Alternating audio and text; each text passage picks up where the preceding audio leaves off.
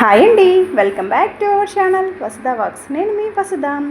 ఏంటి అబ్బాయి డిష్ అని వింతగా చూస్తున్నారు కదండి. అవునండి, ఎంతవరకు అయితే ఈ డిష్ మీరు చూసే ఉండరండి, అంత అద్భుతంగా ఉంటుంది. పప్పుచారు చేసుకొని వేడి వేడి అన్నంలో ఈ సైడ్ డిష్గా తిన్నాము అంటే అసలు అమృతం లెక్క ఉంటుందండి, అంత బాగుంటుంది. మరి ఈ డిష్ ఎలాగా, ఏంటి, ఎలా ప్రిపేర్ చేసుకోవాలి అని మీకు కూడా ఎగ్జైట్గా ఉంది కదండి తెలుసుకోవడానికి. సో లేట్ చేయకుండా ప్రాసెస్లోకి అయితే వెళ్ళిపోదామండి. దీనికోసం ఫ్రెష్గా ఉండే వంకాయలు తీసుకోవాలండి. బ్రింజల్స్ రౌండ్గా ఉండేటివైనా పర్వాలేదు, ఇలా పొడుగ్గా ఉండేటివైనా పర్వాలేదండి. యాక్చువల్గా రౌండ్గా ఉండేటివి అయితే ఇంకా చాలా బాగుంటుంది, బట్ నాకు అవి దొరకలేదండి. ఇది నేను ఈ డిష్ ఒకసారి ప్రిపేర్ చేశానండి. ఇంకా నాకు మామగారు అయితే ఈ డిష్ కోసం చెప్పారండి. ప్రిపేర్ చేసి తిన్న తర్వాత అసలు అమృతంలో అనిపించిందండి. సో ఇంకా మరి మీకు షేర్ చేయకుండా ఎలా ఉంటాను చెప్పండి. సో మీకోసం ఇది సెకండ్ టైం అయితే ప్రిపేర్ చేస్తున్నానండి. దానికోసం ఇగోండి ఫ్రెష్గా లేత వంకాయలండి, భలే ఉంటుంది లేత వంకాయ టేస్ట్. దాన్ని ఇట్లా పీల్ ఆఫ్ చేసేసుకోవాలండి. ఇంకా పీల్ ఆఫ్ చేసిన వెంటనే వంకాయ చేంజ్ అయిపోతుంది కదండి కలర్. సో దానికోసం ఇలా వాటర్ పక్కన పెట్టుకొని వాటర్లో అయితే వేసుకోవాలండి. నేను చూపించిన విధంగా మొత్తం ఈ వంకాయలన్నింటినీ ఇట్లనే పీల్ ఆఫ్ చేసుకోవాలండి. స్లోగా చేయాలి, లేదంటే ఎక్కువగా ఊడొచ్చేస్తుంది. ఇగోండి ఇలా స్లోగా తీయాలండి. ఇలా తీసేటప్పుడే మనకి పుచ్చులు ఉన్నాయా ఏంటా ఖరాబ్ అయినవని తెలిసిపోతే ప్రక్కన పడేయచ్చండి. ఇప్పుడు వేరే బౌల్లో వాటర్ తీసుకొని అందులో సాల్ట్ వేసుకొని ఇగోండి చూడండి మొత్తం అన్నీ డిప్ అయ్యే విధంగా అండి ఇలా పైకి తేలిపోతూ ఉంటాయి కదా చూడండి. ఆ సాల్ట్ వాటర్ ఒకసారి డిప్ చేసిన తర్వాత తీసి నేను చూపించిన విధంగా కట్ చేసుకోవాలండి. చాలా జాగ్రత్తగా కట్ చేసుకోవాలి. ఇగోండి చూడండి ఇట్లా 3 చేశానండి. వంకాయ యొక్క సైజుని బట్టి ఇట్లా పీసెస్ వస్తూ ఉంటాయండి. ఇగోండి ఇలా నెమ్మదిగా కట్ చేసుకోవాలండి. అసలు ఈ డిష్ ఎంత బాగుంటుందంటే నాకు తెలిసి మీరు కూడా ఇంతవరకు ఇది చేసి ఉండరు, చూసి ఉండరండి. అంత బాగుంటుంది, చాలా వెరైటీగా కూడా నాకు అనిపించిందండి. చుట్టాలు వచ్చేటప్పుడు మనం ఇలాంటివి చేసి పెట్టాము అంటే వాళ్ళు మెచ్చుకోకుండా అసలు వెళ్తారా అండి. ఇగోండి ఇట్లా అండి ఇలా కట్ చేసి అన్నీ ఇలా సాల్ట్ వాటర్లో డిప్ చేసుకొని ఒక్క 2 minutes ప్రక్కన పెట్టుకోవాలండి. ఇగోండి అన్నీ ఒకటే ఈక్వల్ సైజులో ఇలా కట్ చేసుకోవాలండి. ఒకటి పెద్దది ఒకటి చిన్నది అయితే కొంచెం వేగడంలో ఇబ్బంది అయితే ఉంటుంది.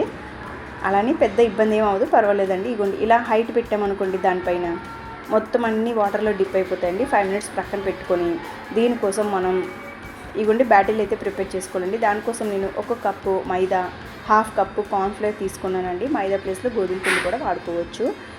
తర్వాత పసుపు, మీకు తగ్గ టేస్ట్కి తగ్గ కారం, గరం మసాలా, ఆమ్చూర్ పౌడర్ వేస్తే ఇంకా బాగుంటుందండి. కొంచెం చికెన్ మసాలా వేసేసుకోవాలండి ఇందులో. తర్వాత టేస్ట్కి తగ్గ సాల్ట్ అండి యాడ్ చేసుకుని వీటన్నింటిని మిక్స్ చేసుకోవాలండి. వాటర్తో కొంచెం కొంచెంగా వేసుకొని మిక్స్ చేసుకోవాలి. ఎక్కువ వాటర్ వేస్తే మళ్ళీ పలుచగా అయిపోతుందండి.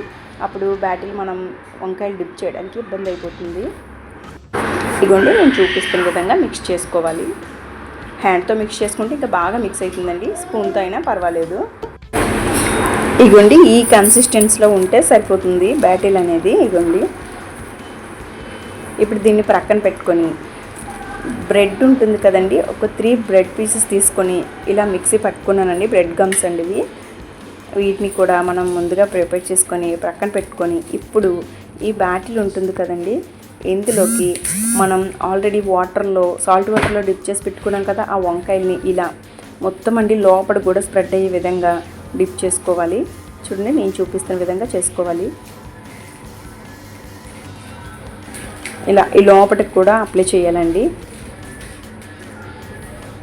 ఇప్పుడు దీన్ని ఈ బ్రెడ్ గమ్స్లో డిప్ చేసేసుకోవాలండి.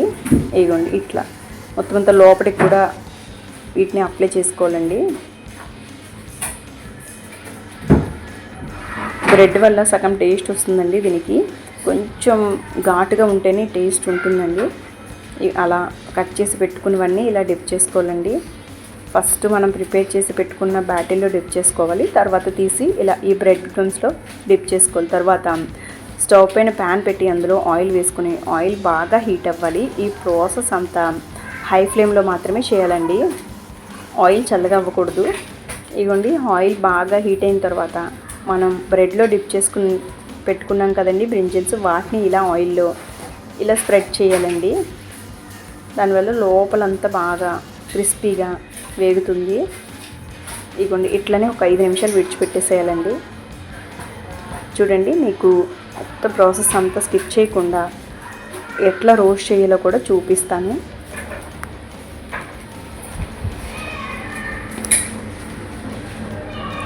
ఏం చూడండి, ఇలా ఒకసారి రివర్స్ చేసుకోవాలి.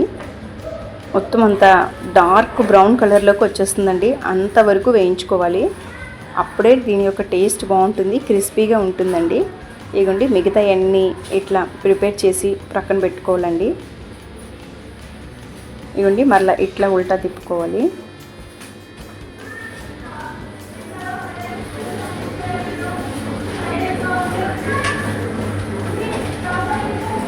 ఇది చూడండి, ఒక్కటి పర్ఫెక్ట్గా వేయించి చూపిస్తే మిగతా ఎలా వేయించుకోవాలనేది మీకు అర్థమైపోతుంది. చాలా బాగుంటుందండి. ఇది మనం పప్పుచారు చేసుకున్నా, లేదంటే ఏదైనా పులుసు కర్రీ పెట్టుకున్నా, దాంట్లోకి సైడ్ డిష్గా చాలా టేస్టీగా ఉంటుందండి. ఒకసారి మీరు తప్పకుండా ట్రై చేయండి. ట్రై చేసి మీకు ఎలా అనిపించిందో, ఇంట్లో వాళ్ళు ఎలాంటి కాంప్లిమెంట్స్ ఇచ్చారో కామెంట్ చేయండి. తప్పకుండా ప్రతి ఒక్కరూ ట్రై చేయాల్సిన డిష్ అండి. ఇగోండి ఇలా రోస్ట్ అయితే సరిపోతుందండి. తీసి ప్రక్కన పెట్టుకోవాలి. ఆయిల్ అనేది ఏమీ ఉండదు. ఇగోండి నెక్స్ట్ మిగతావన్నీ సేమ్ ప్రాసెస్లో రోస్ట్ చేసుకోవాలండి. పెద్ద ప్యాన్ అయితే అన్నీ ఒకేసారి వేసుకోవచ్చు, బట్ ఒకదానికి ఒకటి అంటుకోకుండా ఉండాలండి ప్యాన్లో వేసేటప్పుడు. ఇగోండి చూడండి, ఇట్లా అన్నింటినీ ఇదే విధంగా రోస్ట్ చేసుకోవాలి. ఇగోండి ప్రాసెస్ అంతా నేను చూపిస్తున్నాను.